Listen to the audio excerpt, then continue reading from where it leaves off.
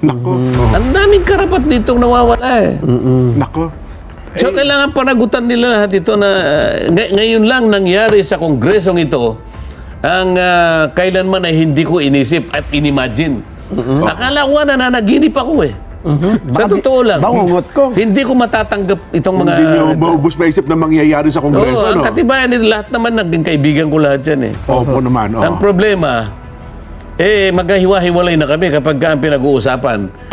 Ito ang wow trending. Congressman Marcoleta galit na sa ginagawa ng mga kasamahan niyang congressman sa Quadcom dahil parang wala na ata sa tamang pag-iisip ang mga kasamahan niyang congressman na miyembro ng Quad Committee. Ayon pa kay Congressman Marcoleta na ngayon lang nangyari ito sa Congress, kailanman ay hindi ko inisip at inimagine na ang akala ko ay nananaginip lang ako. Kaibigan ko ang karamihan sa mga iyan, pero pagdating sa pag-iimbestiga ng Congress para makagawa ng batas sa in-aid of legislation, parang may mali. Katulad na lang sa ginawa ni Congressman Kunghun kahapon sa dating PIDEA chief na si Wilkins Villanueva, wala na anyang respeto, naturingang young guns pero mga walang alam. Ang pinapalabas kasi nitong Quadcom ay kung ano ang gusto nilang sabihin mo, yun dapat ang sasabihin mo. Dahil meron na silang nakahandang mga sagot sa kanilang mga tanong, hindi rin nakaligtas si Congressman Benny Abante at Congressman Paduano na kapag magsasalita at magtatanong ay palaging galit, laging high blood. Dagdag pa ni Congressman Marcoleta na wala namang abogado sa apat na chairman ng Quadcom, pero kung umasta ay tatakutin ka kaagad ng contempt. Ipinaliwanag din ni Congressman Marcoleta kung ano ang tama at ano ang dapat na gawin para sa pag-iimbestiga ng Congress sa in-aid of legislation. Kahapon, pinutakti ng mga netizen sa comment section si Congressman Abante. Ito ang kanilang komento. Tanging Quadcom lang ang naninita at naninigaw ng mga matataas na opisyal ng PNP at mga matataas na lider tulad ng Vice President at former President Rodrigo Roa Duterte. Masobra pa sila sa trial court. Parang disrespect naman yan sa mga matataas na opisyals, mga congressman, lahat, pero parang astang president na agad. Abante, sobrang siga mo. Akala mo sa iyo umiikot ang mundo, puro kayo sigaw, umayos kayo. Mas wala pang tinatago ang iniimbitahan at totoo pa sila kaysa sa inyo. Mga buhaya, kaming mga OFW ay inis na sa inyo. Bastos talaga mga ito. General yang kaharap nyo na naglingkod ng matagal sa taong bayan. Pwede ka namang magsalita ng may paggalang. Bastos na pastor ko, no. Pag ayaw ang sagot ay sisigawan. Gawin nyo kaya sa husgado yan. Halatang halata kayo, pati si Luistro, na kaya daw bumabaha ng biyaya sa Batangas ay dahil daw kay Speaker. Sobrang abusado ang Quadcom at nababaon na sila sa Kumunoy. Sa kanilang kasinungalingan, daming tao ang sinisira nila na reputasyon at dahil nga sa chismis na kanilang peking witnesses.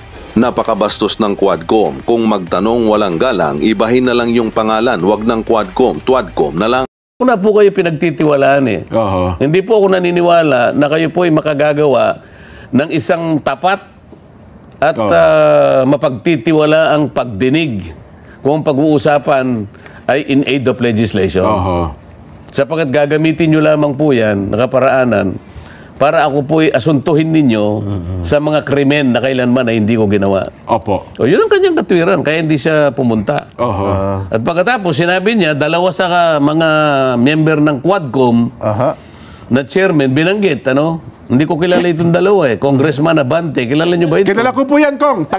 Congressman Fernandez. Nakalista na po sa akin yan, Kong. Nilista ko yung mga yan. Sabi niya, they have been vocal in their position that Duterte should be held liable for the crime of willful killing. Nako, ang tindi nung kanyang statement. Under Section 6 of Republic Act 9851.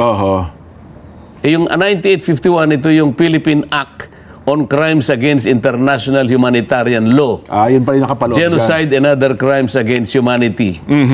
At sinabi pa nila na yung mga krimen na nabanggit ay klarong-klaro. Sa mga tweet, parang bias na nga naman sila. Nakapagbigay ka na ng deklarasyon eh.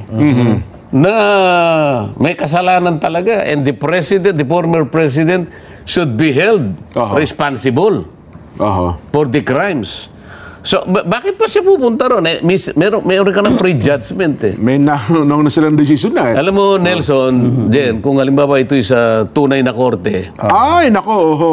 hindi po pwede itong ganito eh. Kung sa proper court kong, wala. Merong kategoryan, merong yung mga abogado, meron silang ginagamit na isang Oho. technical phrase eh. Yung they called neutrality of an impartial judge. Yung okay. pagka ginamit mo yan, ang mga example niyan eh, pag tiningnan mo, pati yung suot mo eh, Opo. pati yung pagtingin mo dun sa akusado, pati yung pananalita mo, kinakailangang magpakaingat-ingat ka para hindi ka mabahiran ng kahit anong Oho. bias na maaring Ng pagkiling sa isang panig. maaring kumikiling ka sa isang panig laban sa isang panig. Tama po. Yun ang called neutrality of an impartial judge. Itagalog mo nga yun, madali ito eh. Oho. Cold neutrality. The called neutrality of an impartial judge. Oho.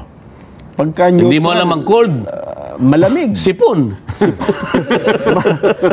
Malamig na parang wala kinikindihan yung neutral eh. Anong klase naman pagpapalima? Neutral. Ito ulitin ko Nasa the gitna. called neutrality of an impartial judge. Yun ang parametro. Oho. Yun ang sukatan. Magpakaingat-ingat ka. Na isang walang pinapanigang hukom. Ang totoo di ba? niyan, pati pananamit mo eh. Ganun ho. Oh. Halimbawa, talagang yung pinakamaingat na kaparaanan para hindi ka, kahit sa anong kaparaanan, ay makakitaan ka ng pagpanig sa bawat isa. Walang kaduda-duda dapat. Kapag halimbawa, kilala mo naman ito, sino ba itong Congressman na Banting sinasabi nila? At Congressman Fernandez, pareho ko namang hindi kabisado kung sino itong mga ito. Makakakilala ko yan, Kong. Kilala mo? Ay, kakilala ko po Okay. yan. Oh. Nilista ko na po mga pangalan ng mga yan. Kong. Hindi siya po pwede din sa court neutrality of an impartial judge. Ay, hindi. Mukhang may nauna na pong pahayag sila, Kong. Kasi yun lang aksyon mo eh. Yun lang pagngiti mo, tinitingnan ka eh. Oho. Dito nagpahayag ka na eh. Liable ka itong dating Pangulo. Pero yun daw naman, Kong, ay sa proper court. Yun naman daw kasi ay in aid of legislation, mga mambabata sila. Siguro, hindi naman sila naka-robe. Di ba? Ang kanilang pananamit baka nga pwedeng nalang gawin yun, Kong. So hindi ka pala korte. Hindi naman. po sila Oo, korte, Kong. ba't nag-aasta ka ng korte? Bakit ginagawa mo yung bagay na korte lamang ang pwedeng gumawa? Oo nga naman, ano? Di ba?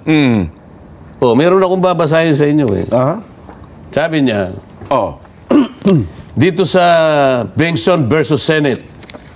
Bengson versus Senate. Opo. Itala mo ito ha. Opo, Sapagkat yung mga young guns ng baka pinakikinggan tayo. Ay, tsak po. Nakikinig ngayon yan, Kong. Ito para Benson versus Senate. para makapag-aral naman sila. GR number 89914. Sinasabi na natin para mapadali. Opo. November 20, 1991. Bago-bago pa. Opo. 1991 lang decision na yan.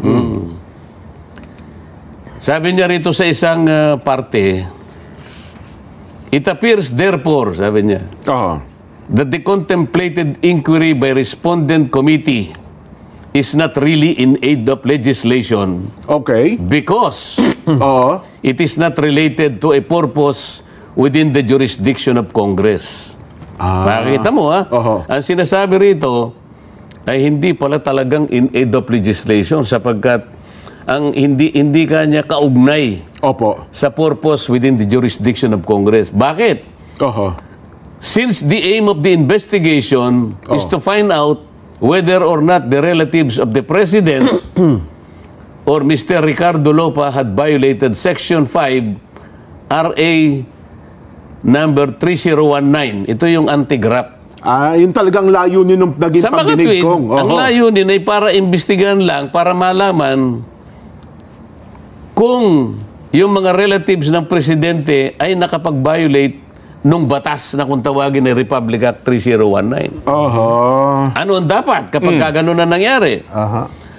A matter, sabi niya, that appears more within the province of the courts rather than the legislature. Oho. Pagka gano'n, sabi niya, ito'y para doon sa korte. Hindi para sa legislature. Hindi dapat para sa Ganito yung nangyayari. sa Congress, ano? Kung ang palagay ng Quadcom at lahat ng kabahagi nito ang pinag-uusapan ay napakaraming paglabag, lalong-lalo na yung mga batas, mga criminal laws, halimbawa. Bakit? Ba't sila yung nagsusuri? Bakit sila yung nag-undertake ng inquiry na ito ay dapat korte na ang gumagawa? Ito yung sinasabi nito ba? So, kinote pa nila yung isang jurisprudence. Opo. Na sa pangyayari ay magkapareho. Ito ay John T. Watkins versus United States, ano? Lumang lumang jurisprudence, ngunit nagagamit ng ating Korte Suprema. Sabi niya, Opo. but broad as it is, the power of inquiry, talagang broad eh. It is not unlimited. Kahit na broad yan, pero hindi merong limitasyon yan. Hindi absoluto yung kapangyarihan niya. There is no general authority to expose the private affairs of individuals without justification in terms of the functions of Congress. Di ba? Nor is the Congress a law enforcement or trial agency. Sinasabi, hindi ka enforcement, hindi ka trial agency. So bakit mo ginagawa ito? Pero paano natin idodraw yung line kung yung pagiging... Idodraw mo ang line kapag ka ang mga bagay na ito ay korte na ang dapat na gumawa, sabi nito. Hindi na legislative purpose. Sapagkat ang binabanggit nga ay in aid of legislation. Tama. Kagaya na sinabi niya, sabi niya, as held in Arnold versus Nazareno. Ito, landmark na ito. Landmark decision po yan. 1955 yata ito. The inquiry to be within the jurisdiction of the legislative body making it must be material or necessary to the exercise of a power in it vested by the Constitution such as to legislate. Legislate lang eh. Bakit ganito yung nangyayari? Kung ang alam mo ay kailangan mong isigin ang isang tao. Kung yun ang palagay mo, kailangan mong isigin ang tao sapagkat napakarami palang batas ang na-violate, ang nalabag. Kasi pinag-uusapan nila is war on drugs. Tama po. Kung sa palagay mo ay napakarami mong ebidensya, bakit ang legislature ang gumagawa nito? Nako. Sabi niya, kasama ito doon sa sagot ni Pangulong Duterte sa pamamagitan ng kanyang abogado. Kanyang abogado, opo. Duterte noted, sabi niya. Opo. Ito sabi niya, the proper recourse, sabi niya, is to file the proper criminal actions against Duterte before the DOJ. Bakit niya sinabi yun? Kasi yung Department of Justice, nasa ilalim niya yung National Prosecution Service.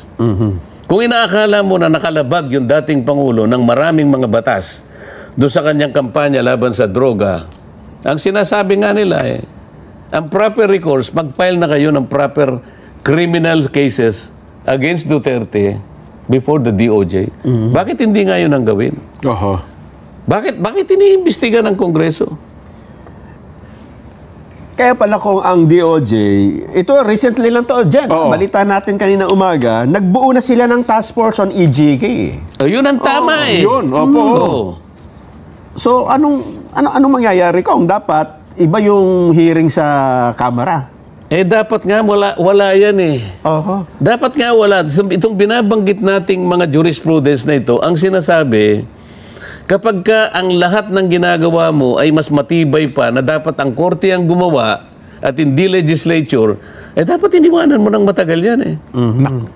Paano yan kung mukhang may nabasa ako mga statement na noong nakaraan sa House leadership na tamaan niya ang direksyon ng Quadcom at mukhang maraming natutuklasan. Kaya sino man ang gustong pumigil dito, hindi dapat niya pigilan ito. Hindi ito niya dapat magtagumpay. Dapat magpatuloy ang pagdinig ng Quadcom. Yung pagdinig kaya ay nasusunod yung mga yung mga parameters at yung mga sukatan na nakalatag sa mga jurisprudence? Well, sa statement na yun ko, ako personally, sa hinuha ko, sa tingin nila, Tama ay yung mukhang ginagawa nila. nasusunod at mukhang tama ang ginagawa nila, Kong. Halimbawa, Oo. yung sino ba yung kaibigan mo, si sino yan? Benny. Si Benny Abante, nakita ko nag-appear doon. Bini Antiporda po. Benny Antiporda. Antiporda. Abante, Congressman po. Gawin nating halimbawa si Benny Antiporda. Nako, bigla nga ako naawa kakapon. Ano nga gawin nating halimbawa? Opo. Ano yung tinanong sa kanya? Eh, ang tinanong sa kanya kung totoo ba yung sinabi na ikaw involved dito sa smuggling ng droga. No, sabi niya, Dahil nabanggit yung pangalan mo. Hindi po kanya. Hindi po kanya. Nagpaliwanag siya, di ba? Opo, Yes, katunayan niya, Oo. si Colonel Acierto, oo. hindi niya nababanggit ang pangalan ko at di wala ako Kiniklear ako eh. Kiniklear, hindi niya nakikita sa kanyang report at sa kanyang intelligence gathering si Benny Antiporda. Oo. Bigla may Sumagot sumigaw. agad na, Your Honor, Hindi, teka muna, bago na mangyari yun. Ang katibayan po na hindi po totoo yan kasi po, yung dalawa pong witness, naglaban po yung kanilang magkaiba ng statement. Kaya kanya, ang aking pong pagkakaintindi dyan, ay talaga pong Hindi ako involved. hindi po ako involved. Opo. May sumagot ngayon. Yun nga. Oo, yun, nako. Pasigaw pa eh. Oo. Ito yung nakakatawa dyan eh. Oo. Merong isa dyan na kapag nagtanong, palaging galit. Nako. Yan ang pagkakaintindi mo. Oo nga. Oo. But it does not follow. Sabi Tama niya, po. no? oo. Bakit daw? Bakit daw? Meron bang ganon? Hindi. Yung judge ba gagawin sa iyo yan? Ang judge palagi lang nakikinig yan. Ang siyempre po. naglalaban, yung dalawang abogado. oo. Isang prosecution, isang defense. Yes. Pero yung judge, palagi siyang nakahawak doon sa court neutrality Oho. of an impartial judge. Ngayon, sabi niya, yan ang pagkakaintindi mo. Opo, tama. But it does not follow. Oho. Hindi yan ang totoo. Oho. Yan ang sinabi niya, ha? Oho. Hindi lang sumagot yung Benny. Hindi na. Mahimik na lang. Hindi na nakapagtayo, Mukhang oo. mabait nga si Benny Kong eh. Mabait. Kung ikaw si Benny Antiporda. Oho. Halimbawa, ako si Benny Abante. Oo. Abante. Si Benny, si Ginong Karamps. Oo. Sino ba yung Si Karamps Si po. Karamps. Oo. Halimbawa, sinabi niya, Oo. yan ang pagkakaintindi mo, pero mali ang pagkakaintindi mo sapagkat Oo. hindi yan ang totoo. Ba't? Sabi nga, Ba't sabi niyo po ko naman. nasabi? Ano po pala ang totoo? Ayun na. Oo. Paano mo nalaman kung ano yung totoo? Yung, paano mo nasabi? Dapat, di ba? Oo nga, oo. Ini sinasabi natin eh. Nasaan? Kaya nga sabi ng abogado ni Pangulong Duterte, Oo. ako po'y nagdududa na sa inyo eh. Aha. Kung kayo po'y meron pang integridad, independence, or probity para magsagawa ng legislative inquiry. Aha. Una, pasigaw-sigaw kayo. Kawawa yung mga tao. Unang-una, hindi nyo gawain yan. Pangalawa, wala kayong kakayahan para gawin ninyo yan. Bakit? Yung 4 na chairman ng committee na yan, walang abogado yan kahit isa eh. Oh, yun na nga po, Kong. Nagkataon nga ganun. Oh, meron bang makakapag cross-examine doon sa kanilang mga pinagtatanong? Wala. Well, ang ilang miyembro So, lang po. paano lilitaw yung kabilang panig? So, walang due process eh. Aha. Walang due process eh. Eh kasi nga naman kung layunin talaga doon, gumawa in aid of legislation kasi kung due process ang hinahanap natin doon, eh di dapat sa proper court na natin dinidinig ito, di ba? Yun na nga yung sinasabi natin. Oo. Ang gawain mo lang, limitado in aid of legislation. Yun. Oh. Hindi ba nakagawa na sila ng ano eh? Ang pagkakaalam ko, nakagawa na sila ng isang Opo, batas eh. mayroon na po yung ipahinto ang lahat ng POGO operation sa Pilipinas. Hindi Kong. lamang yun. Meron silang House Bill 10986. Anong isang araw? Tama po. Extrajudicial killings. Oho. Ngayon, na-file nila ito noong October 11, 2024. O, di tapos na. Opo. Meron ng... Wag na natin munang pasadahan itong House Bill 10986 sapagkat maraming problema itong ginawa nilang batas. Hindi ito yung panahon para atakihin natin. Pero isang episode ito eh. Tama o po. baka 2 episode to eh. Mahaba-haba yan, oo. Pero, kung totoong ang gawain nila is in aid of legislation, tapos na eh. Meron na legislation eh. Oo. Ba't tayo mo pang tumigil? Oo nga. Ah, Wala nang rason. tapos na eh. Mukhang... Bakit tinanong na naman yung driver ng dating Pangulo? Meron ako na. Opo. Si Benaventura. Si Benaventura kong. Oo, ngayon, wala silang nakuha dun sa tao. Oo, hindi magaling sumagot. Malinaw pa nga na napakita niyang napakabait ng Pangulong Duterte. Ngayon, nasipayo ata yung abogado. Si Congresswoman Luis Troy yata yun. Opo. Tuwan-tuwa ako eh. Ngayon, ang ginawa niya, dahil sa wala siya nakuha, 0. Opo. O dahil sa napakabait ka ni Pangulong Duterte, ikaw ay bilib na bilib dyan. Opo naman, sabi niya. Opo. Kung halimbawa, bibigyan mo ng grade si Pangulong Duterte, Opo. between 1 and 10, 10 being the Highest. The highest. Opo. Anong grado ibibigay mo? 10 po. Talagang bilib ka, ha? Oo. Di pati buhay mo kanya, ibibigay mo sa kanya dahil bilib ka sa kanya. Ay. Opo. Di pwede ka rin magsinungaling kanya. Yun ang Dahil sa bilib mo. Yun ang kanyang konklusyon. Hindi, kasi in English niya So you can also do some misrepresentation before this committee. Only to save him. Yes, ma'am, sabi naman nung isa. No? Alam mo, kung yun ay nasa tunay na korte, doon pa lamang sa niyang Opo. between one and other, yung defense counsel. Nakaharang agad yun. Your Honor, Your Honor. Your Honor, objection. Yes. What is the objection? Sabi ng judge, It is irrelevant, it is impertinent, no basis, Your Honor. Titigil yun. Tama. Sustain. Sabi ng judge. Wala na connection eh. Wala connection eh. Dahil nga walang abogado doon, paglalaruan ka ng abogado, walang connection eh. Ngayon, kung itataas natin kung palalaliman natin ito, kung pinag-uusapan ay logic, halimbawa, palasyos yung premise niya eh. Walang connection yung pagsisinungaling at saka yung pwede niya sabihin eh. Yun ron, kung yung pulis, halimbawa, kung makikipagpilosopuhan siya dun sa abogada, yun, di ko na po kailangan magsinungaling para iligtas si Pangulo. Sapagkat totoo po yung sinasabi ko lahat. Ngayon, kung halimbawa po, may humahanap sa kanya, halimbawa, alam ko, babarilin siya, alam ko kung nasaan siya, magsisinungaling po ako talaga. So, depende po eh. Depende sa sitwasyon. Depende po sa sitwasyon eh.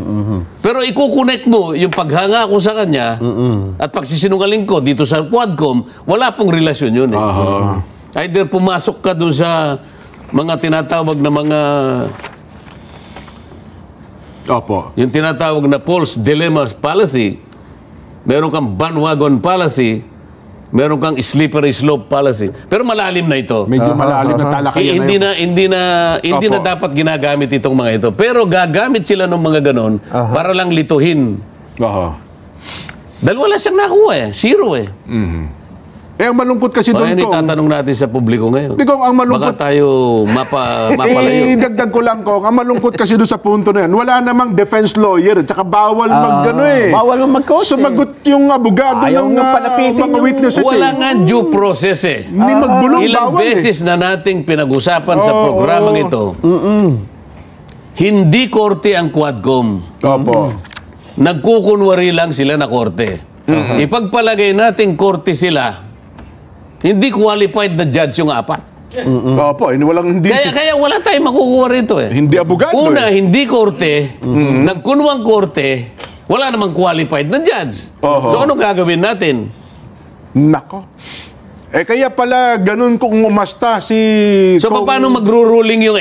halimbawa, merong nag-motion.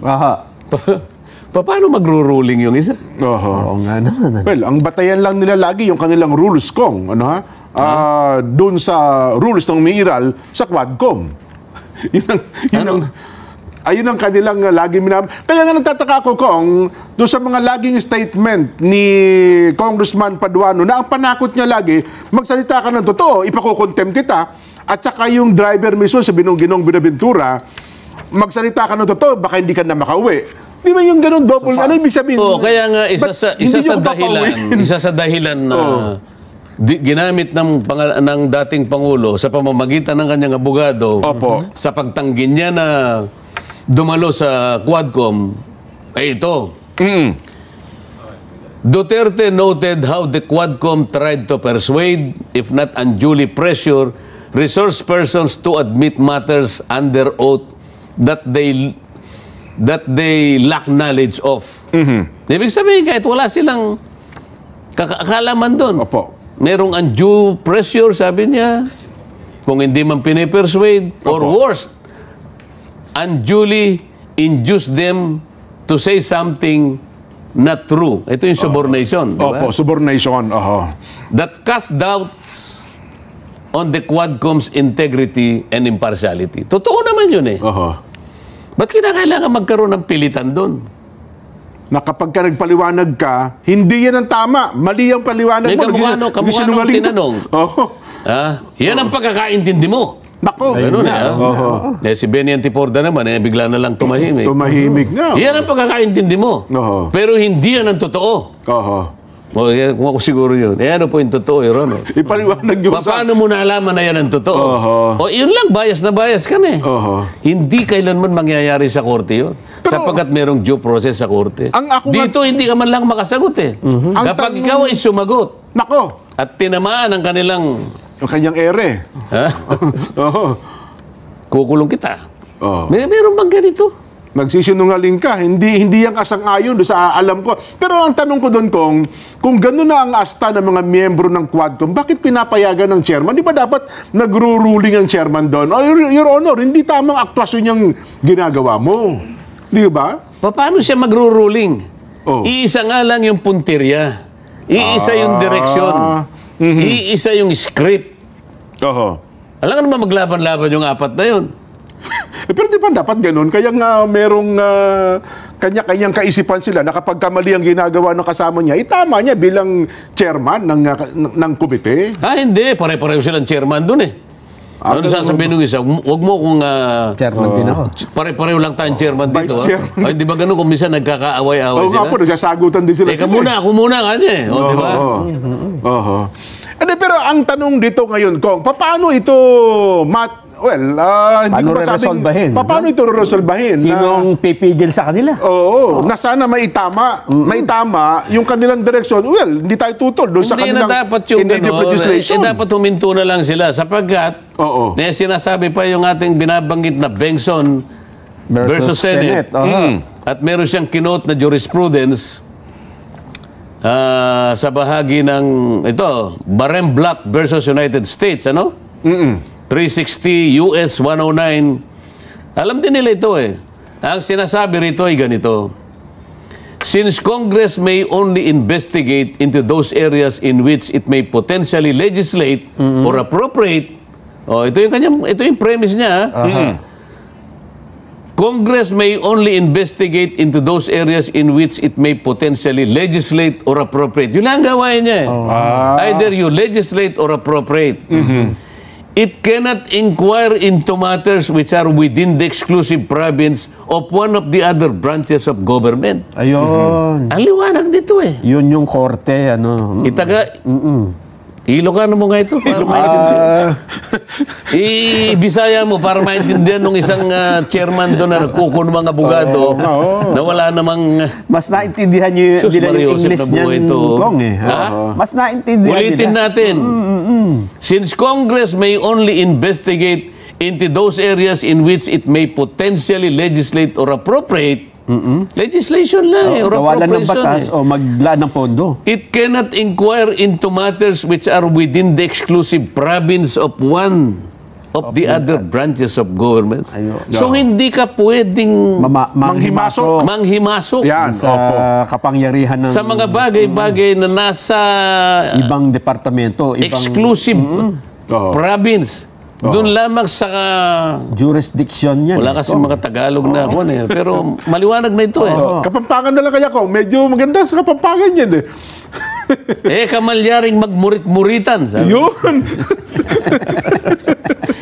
Within the exclusive province of one of the other branches of government. Ano yung pinag-uusapan? Ito. Ano yan? Lacking the judicial power given to the judiciary. Ayun. Ito yung ano eh. walang Ang judicial kailangan mo power, judicial power eh. Legislative ka lang eh. Ayun nga. Kukunin mo yung legislative power. Ito yung domain ng judiciary, sabi niya. It cannot inquire into matters that are exclusively the concern of the judiciary. Neither can it supplant the executive in what exclusively belongs to the executive. Ang linaw naman yan. Paano pa natin ipaliliwanag sa mga taong ito? Eh, paano natin sasagutin yung kung sabi naman, hindi, itong Quadcom ay nagbigay linaw at sapat na kaalaman sa taong bayan. Yun ang pagkakaintindi nyo. Ganun. Yun, Ibalik mo di sa ba? kanila. Yun ang pagkakaintindi nyo. Ngunit sa liwanag ng mga pangyayari sa pagdidesisyon ng Korte Suprema, mali kayong lahat. Sumunod pa tayo sa batas. Yung pong mga pagdidesisyon ng Korte Suprema, lahat po ng desisyon ng Korte Suprema, mali man o hindi, ay nagiging kabahagi ng mga batas na umiiral sa ating bansa. Yun ang pinakamatindi rito. Ano man ang desisyon ng Korte Suprema, mali man o tama, bahagi na ng ating mga batas na sa pilitang tatanggapin natin. At susundin natin. Yun ang pasya ng O sila ano sinusundan nila? Maliban doon sa kanilang pahayag na maliwanag po. Paano nyo nakukuha yung mga ano na yan? Tinatakot ninyo yung mga tao. Hindi sila makapagsalita nang hindi nyo tinatakot. Wala silang mga abogado sa sarili nilang dapat na piniling mga abogado. Para sa ganon, yung kanilang mga karapatan ay maproteksyonan at mapangalagaan din. Yung iba naman ko, hindi naman tinakot, kinausap para sa mang-ayo naman doon sa gusto nilang gawin. Di ba? Kaya nga nagreklamo ata yung Grijaldo, di ba? Kinausap po niya ako eh. At nung kinausap ako, ito niya. Ito, kasang-ayon ka ba rito? Tama ba itong gagawin mo? Di ba? Yun naman ang dahilan kong, pero teka lang, ang rules ba natin, halimbawa may mga witness na haharap. Ano ba talaga ang rules doon? Pwede ba talagang kausapin ng mga miyembro at opisyal ng Quadcom, gaya ng ginawa kay Grijaldo? Mainit na issue yun, Kong eh. Hindi pwede yun. Bawal ho ba yun? Paano mo nga mapapanatili yung impartiality mo? Kaya sinasabi nga dito sa sulat ni Pangulong Duterte. Ayun. Magiging undue pressure na yun eh. Oo. Eh, paano? Ba't mo kakausapin? Akala ko ba ang pagganap nyo ng tungkulin ninyo ay para makakuha kayo ng katotohanan. Makuha nyo yun. Bakit kailangan yung ipatawag? Paano halimbawa naman sa kaso ni Asierto Kong? Si Asierto, wanted dito, matagal ito hinahanap na batas eh. Ilang taon na po siyang hinahanap. Katapos kahapon bago pa pala kahapon, ng mga nakalipas na araw, ang balita natin, nakakausap na pala ito ng ilang leader ng Kongreso sa pamamagitan din po ng Zoom, Kong. At humarap nga po sa pagdinig kahapon sa pamamagitan din po ng Zoom. Wanted po ito. Paano yun? Ayun na nga. Ano yung legislative purpose? Ayun. Di ba bawat, kasi sa tunay na korte kasi dyan, bago mo iharap ang isang testigo, mag-o-offer ka muna. Your Honor, I am presenting Nelson Lubao for the purpose of testifying into the following blah blah blah. And on the basis of his testimony, he will be able to identify certain documents, blah blah blah. Para sa ganun, yung kalaban mo, kabisado niya rin kung paano kanya i-counter. Hindi pwedeng magkaroon ng surprise. Bawal pala yun. Walang surprise witness po nangyayari. Hindi pwede yung ganun. Palaging meron due process.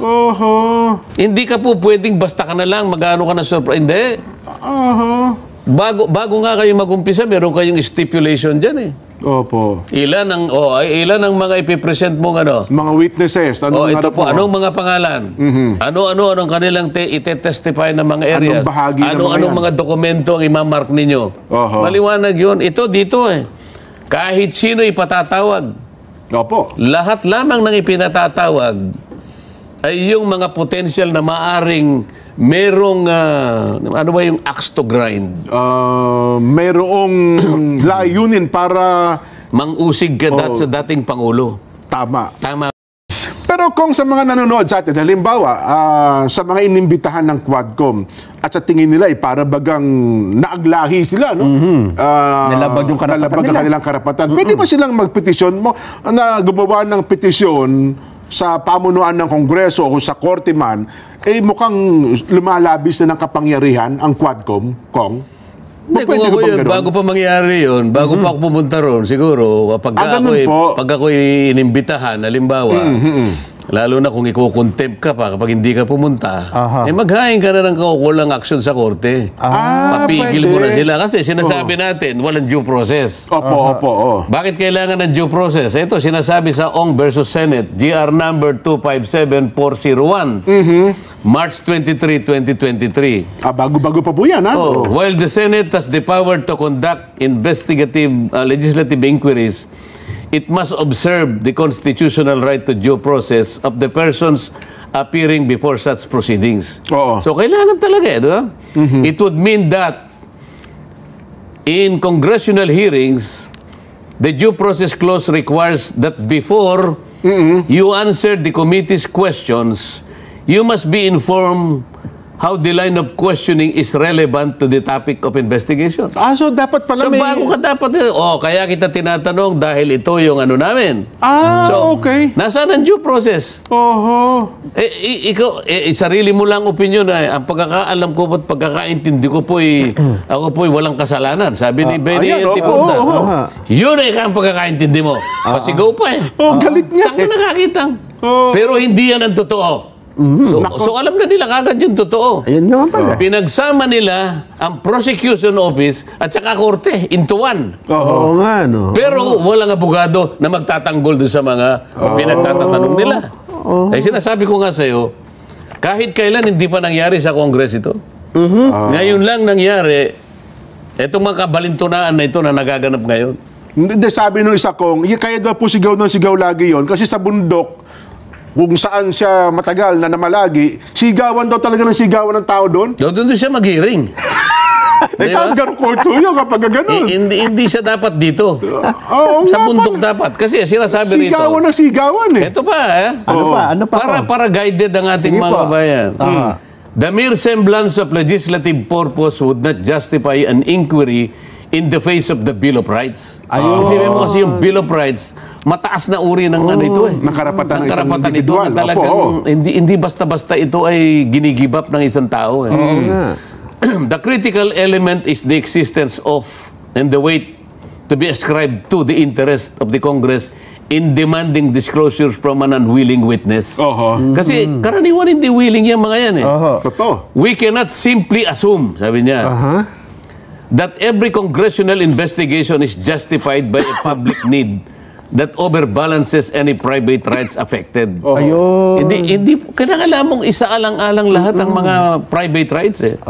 To do so, Pag pag ginawa pinili mo, to do so would be to abdicate the responsibility placed by the Constitution upon the judiciary Oo. to ensure that the Congress does not unjustifiably encroach upon the individual right to privacy nor abridges liberty of speech, Oo. press, religion, or assembly. Nako. Ang daming karapat ditong nawawala eh. Nako. So, kailangan panagutan nila lahat ito na ngayon lang nangyari sa kongresong ito ang kailanman ay hindi ko inisip at inimagine. Akala ko na nananaginip ako eh. Sa totoo lang. bangungot ko. Hindi ko matatanggap itong mga... Hindi nyo maubos maisip na mangyayari sa Kongreso, Oo, ang no? katibayan nito, lahat naman naging kaibigan ko lahat yan eh. Opo naman, oo. Ang problema, maghiwa-hiwalay na kami kapag ang pinag-uusapan. Ayun talagang... nasaan na yung... Ano yung ginagamit nilang rules? Halimbawa, sa korte merong rules of court eh. Ay, totoo po. Oo. Merong rules of court. Talagang letra por letra yan.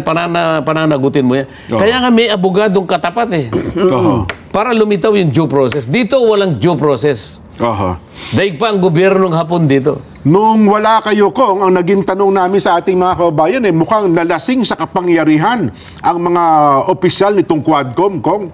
Nalasing sa kapangyarihan. Hindi na alam ang ginagawa. Hindi na po alam ang kanilang Kaya nga natin pinagagawa. sinasabi, bakit ka gumaganap ng prosecution's duty, isinama po yung korte, alimbawang kaya mong pagsamahin yon, di dapat magagaling kayong abogado. Ay, siyempre po naman. Kung pwede niyong pagsamahin halimbawa pwedeng pagsamahin, super abogado kayo, wala kang abogado sa kanila eh. Merong isang abogado doon, si Congressman ako, pero vice chair siya. Hindi siya nakakapabayani. Siguro ako po ba yung abogado bukod sa pagiging general? Polis yun pero abogado yun. Kaya lang ganun vice ba? chair siya. Vice chair. Pero yung chairman nung apat, kaya Quadcom apat. Opo, apat lang. Pare-parehong hindi abogado. Ayun. So, kahit anong gawin mo, hindi nila kayang panagutan yun eh. Doon lang sa paggagawa ng ruling. Halimbawa, yung overall chair, si Congressman Barbers, hindi niya kayang sasalayin yung kapwa niya. Hindi niya alam, dapat pa bang itanong ito? Wala siyang balancing nakapangyarihan eh. Hindi niya alam kung dapat niyang pahintuin yun sapagkat wala siyang sukatan eh. Meron pang isang pangyayari, Kong, na ito. Medyo mabigat ito, Nelson. Nung nagtatanong itong si Congressman Kung Hun ng Zambales, ang tinatanong si Wilkins ng dating PIDEA na ang kanya naging konklusyon, kaya mo inabsuelto si Yang, Michael Yang.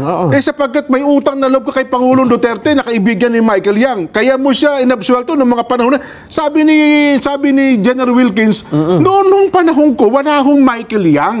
Kahit na po nung sinasabi ni Asierto, noong panahon ko po sa PIDEA, wala pong Michael Yang, kaya inabsuelto, tinanggal ko po sa listahan yan. Hindi, sabi nung Kung Hun, hindi, kaya mo siya tinanggal sa listahan, inabsuelto siya, sapagkat may utang na loob ka kay Pangulong Duterte na nagpwesto sa iyo bilang PIDEA Director General. Yun ang kanyang konklusyon, Kong. Ba't ka pa nagtatanong kung may konklusyon ka na pala? Yun ang problema natin dito. Di ba? Lahat ng mga sagot na hindi yun ang gusto nilang isagot, sapagkat meron silang sagot na hinihintay, hindi sila magkakaintindihan. Yun ang malungkot. At pipilitin nila na yung gusto nilang marinig, yun lang ang kung gusto nilang isagot. Nung nagpapaliwanag yung General Wilkins Villanueva, wala, pinigil na, sinansala na, huwag na ho. Yun na ang nangyari. So, ano ngayon ang makukuha mo dyan? Yun nga yung tinatanong natin. Anong halaga nung ginagawa nila? Lahat ng gagawin nila dyan na hindi nakasalig sa katwiran, sa mga batas nating umiiral, hindi ko alam kung anong kapupunta. Ano magiging konklusyon niya lahat yan? Mabuti pa nga itong ginawa ng DOJ. Opo, yan. Si Secretary Remulla, nag-order na ng creation of a task force that will investigate EJ case in the Duterte administration's war on drug under Department Order 778. Ayan. Ito yung dapat eh. Task force talaga.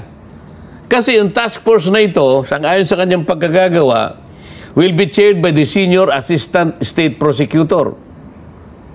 Nawala na yung dati eh. Yung, ano pangalan? Malcontento yata. Opo. Si Malcontento. Ganyan yata Mark Anthony Padulyon. Padulyon na siya ngayon. Opo. Kasi si Malcontento hindi na kontento. Bakit ka mo? Hindi man niya sinabi yung dahilan, para ko nang nahihinuha yung dahilan eh. Okay. Ako po'y magbibitiw na sa tungkulin ko sapagkat ang aking pong mandato kinuha na po ng Quadcom. Nako, yun na. Kaya pala. Totoo naman yun eh. Yun ang masakit. Ang mandato ng National Prosecution Service, etong lahat ng mga pinaghihinalaan na gumawa ng krimen ay kailangan usigin. Sino pong manguusig at paano po yung paraan ng pag-uusig? Dadaan po kayo sa ilalim ng DOJ sa pamamagitan po ng National Prosecution Service. Yun. Ngayon, ito po, task force.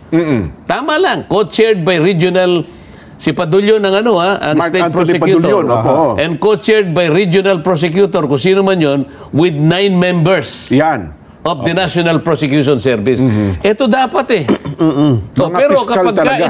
ito'y nagawa na, dapat huminto na yung Quadcom. Ay mukhang hindi sila hihinto, Kong. So, bahala na sila. Meron Diba? pa silang gustong gawin na hindi pa nila ata nagagawa, Kong eh. Ang hintayin natin ngayon, sapagkat sumulat ang Pangulong Duterte sa magitan ng kanyang abogado, ito po yung aking mga katuwiran kung bakit ayaw ko na pong pumunta sa inyong pagdinig. Ang isa sa dahilan binigay niya, para po makabawas na po sa taxpayers' money, at sa panahon Minumungkahi ko po na bigyan na lang po kayo ng stenographic notes na nanggaling po sa Senado para makatipid po kayo. Basahin nyo na lamang po yun. Yun din naman ang statement. For your own appreciation. Dahil pareho lang naman po sasabihin ko eh. I have extensively discussed the matter of war on drugs at lahat po ng mga sinasabi niyong pagpatay na may kaugnay dito. Maliwanag po yun. Kumuha na lang po kayo ng transcript.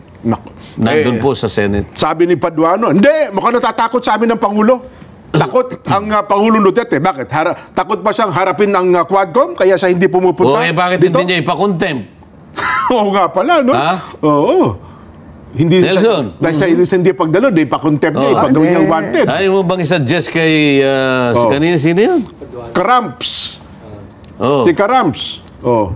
Ayaw mo bang isa-suggest sa kanya na i-contempt niya si Pangulong Duterte? Ipakontempt mo para magkaalaman na. Di ba? Ano pa Mahina hinihintay naman natin? pagkakasabi. Kailangan niya medyo... Kailangan may pasabog. Hindi ako kayo. Ipa-contempt mo! Di ba ba? Ipa-contempt mo! Hinahamon kita! Hinahamon kita! Yan. Yan ang sinasabi Pag ko hindi sa'yo. mo pinakontempt, duwag ka! Yung problema, Ganun ba? parang... Ganun ba Di ba? dapat? Hindi, ang sabi. Oo. Di ba, paano nagtapos well, tanggapin na ho natin na hindi talaga siya makakapunta. Ang atin na lang tawag si Attorney Martin Delgado na lang ata papupuntahin. Sinabi ba niya yun? Mukhang ganun na lang ho ata. Ba, hindi ganun. Oo. Kaya na kailangan maging consistent ka. Lahat ng hindi po niya, kinontempt mo eh. Bakit? Baka ikaw mo natatakot ngayon. Yun ang yun ang magiging Ang epekto po salita nun. niya. Bakit? Oh. Natatakot ba siya? Yun na nga, Oo. Pa-contempt mo. Ilang beses na natin siyang inimbitahan dito eh. Hawak-hawak na po yung ating invitation eh. Hindi, sabi niya, paimbita po ninyo natin uli. Ayan, oo. Sige, maghintay tayo kung may kukunti.